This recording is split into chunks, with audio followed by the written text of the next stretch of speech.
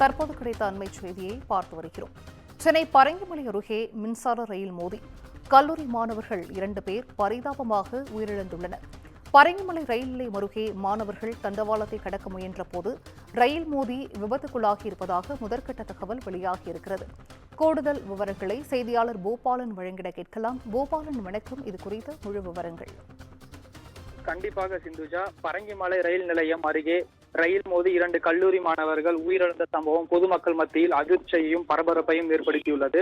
சென்னை அடுத்த பரங்கிமலை ரயில் நிலையம் அருகே தண்டவாளத்தை கடக்க சென்ற 2 இளைஞர்கள் மீது எழும்பூரில் இருந்து தாம்பரம் வழியாக சென்று கொண்டிருந்த ரயில் மோதி சம்பவ இடத்திலேயே இளைஞர்கள் பரிதாபமாக உயிரிழந்தனர்.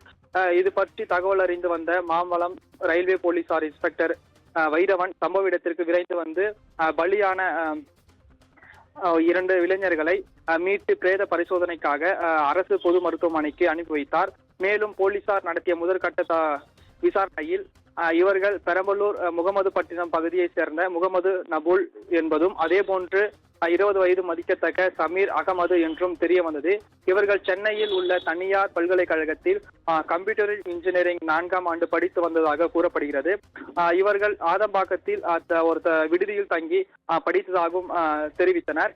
மேலும் பரங்கிமலை ரயில் நிலையம் அருகே கிரிக்கெட் விளையாட தண்டவாளத்தை கடக்கும் போது எதிர்பாராத விபத்தானது நேர்ந்துள்ளது. இந்த ரயில் மோதி விபத்தால் ஒரு சோகத்தை பொதுமக்கள் மத்தியில் ஏற்படுத்தியுள்ளது.